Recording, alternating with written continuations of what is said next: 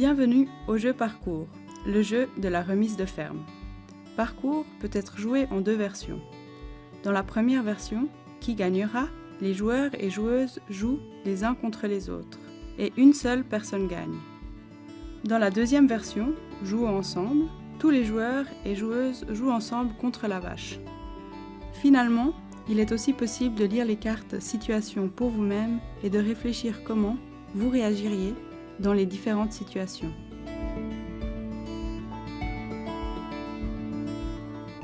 Au début, chaque joueur et joueuse reçoit un pion personnage, une carte smiley et une carte veto.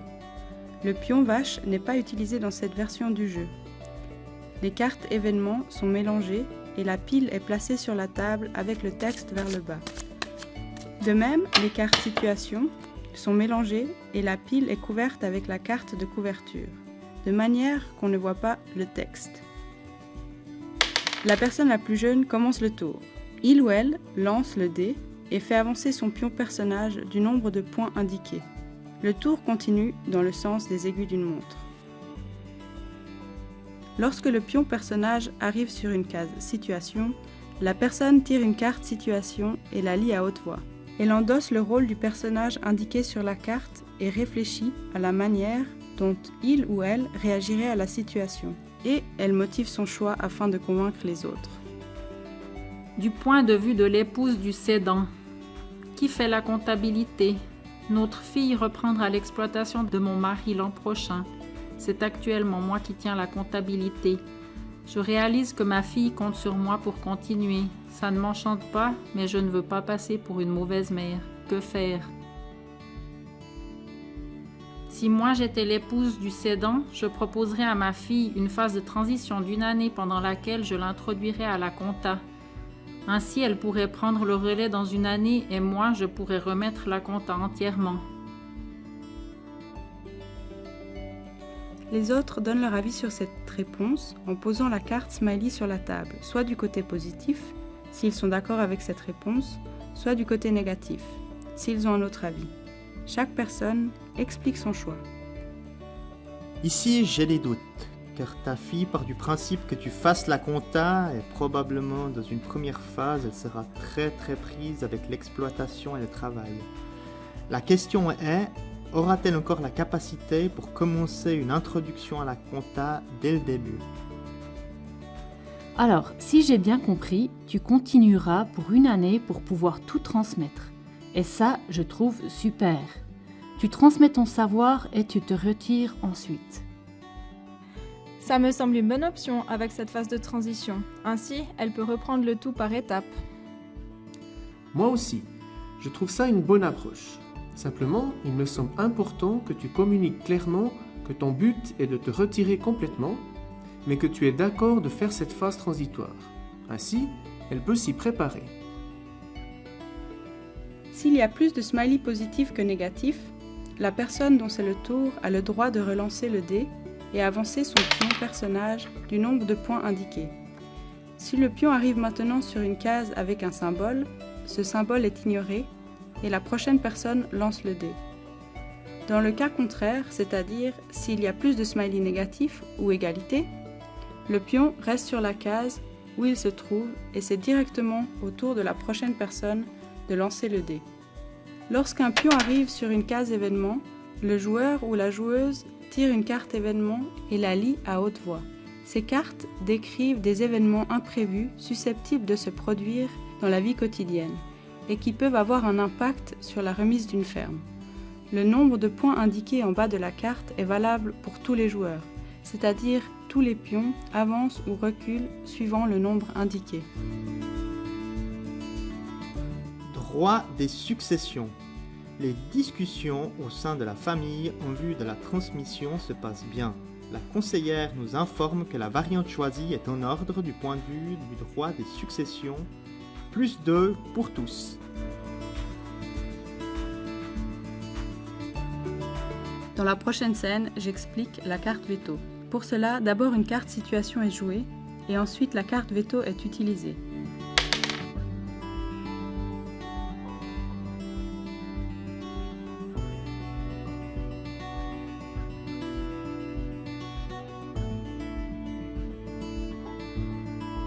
du point de vue du compagnon de l'acquéreuse. Comme si de rien n'était. Mon beau-père continue de cueillir des pommes dans notre jardin pour les distribuer aux frères et aux sœurs de ma femme, alors qu'elle vient de reprendre la ferme. Je ne trouve ça pas normal. On ne se sert pas dans le jardin des autres. Comment réagir? Si moi j'étais le beau-fils, la prochaine fois que je verrai mon beau-père cueillir des pommes, je lui arracherai le sac des mains et lui dirai clairement mon avis. Ça ne va absolument pas qu'il prenne nos pommes. Maintenant que nous avons repris la ferme, c'est une part de notre revenu et cela ne lui appartient plus. Il ne peut plus simplement en prendre et le distribuer aux autres.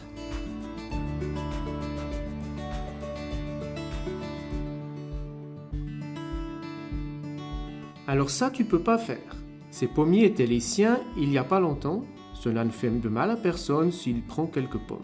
Ce n'est pas si grave que ça. Je trouve aussi que ta réaction est exagérée. Ces quelques sacs qu'il prend pendant l'automne ne font de mal à personne. Et comme tu l'as dit, c'était sa ferme il y a peu, et il devrait pouvoir s'y sentir chez lui.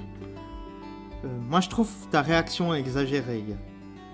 Je pense qu'on peut lui laisser prendre ses pommes, il ne va quand même pas vider la moitié de l'arbre. Je vois que vous êtes tous contre. Moi, je trouve cette réaction très bien, même si elle est un peu extrême. C'est bien important d'être clair.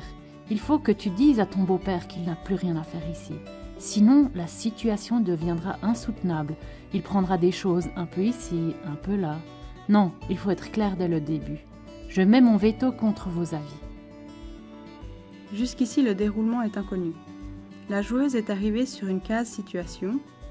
Elle tire donc une carte, l'a lue à haute voix et a donné sa réponse. Les autres personnes ont évalué la réponse avec leur carte smiley. Une joueuse a maintenant utilisé sa carte veto car elle n'est absolument pas d'accord avec les avis des autres. Chaque joueur et joueuse a une carte veto qui ne peut être utilisée qu'une fois par jeu. Elle est utilisée lorsque quelqu'un n'est explicitement pas d'accord avec les cartes smiley posées ou avec les explications avancées. Lorsqu'une carte veto est posée, la carte situation qui est en train d'être discutée est éliminée. Elle peut être mise sur une pile de discussion pour en discuter plus tard hors du jeu. La même personne qui avait tiré cette carte situation en tire maintenant une autre de la pile et le tour recommence. Quand un pion arrive sur une case avec un chiffre positif, il avance du nombre de cases indiquées. S'il arrive sur une case avec un chiffre négatif, il recule du nombre de cases indiquées. Dès qu'un pion personnage a fait une fois le circuit du jeu, il peut bifurquer vers la dernière ligne droite, c'est-à-dire en direction de la table au centre du plateau. La personne qui arrive en premier à la table a gagné. Il n'y a pas besoin d'obtenir le nombre de points exact pour s'asseoir autour de la table. Les points en trop ne sont pas pris en compte. Le jeu se termine dès que tous les pions sont assis à la table, sauf un. Ce dernier pion vient alors automatiquement rejoindre les autres autour de la table. Dans la version jouant ensemble, toutes les personnes jouent ensemble contre la vache. En principe, plus de 6 personnes peuvent participer, car tous les pions appartiennent à tous. Pour les joueurs et joueuses additionnels, des cartes smiley et veto doivent être bricolées pour que chaque personne ait une carte smiley et une carte veto. Les pions sont placés sur les points blancs dans les mains des personnages représentés sur le plateau. La vache est placée sur la case de départ du circuit qui fait le tour du plateau. Les joueurs et joueuses déterminent ensemble qui commence. La première personne lance le dé et fait avancer la vache du nombre de points indiqués. Ensuite, le tour continue dans le sens des aiguilles d'une montre. Dans cette version du jeu, les points indiqués par le dé ne comptent que pour la vache, à une exception près qui concerne les cartes de situation. Lorsque la vache arrive sur une case situation, le déroulement est semblable à l'autre version du jeu. La seule différence est l'effet sur le pion personnage. Si plus de smileys positifs que négatifs sont placés sur la table, le dé est lancé encore une fois.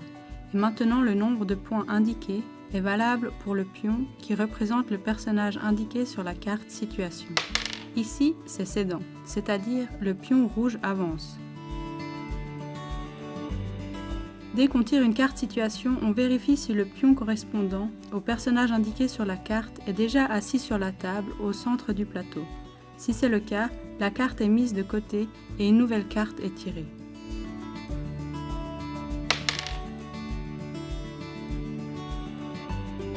Quand la vache arrive sur une case événement, la carte est lue à haute voix. Le nombre de points indiqués sur la carte s'applique à tous les pions personnages, pas à la vache. La vache reste où elle est.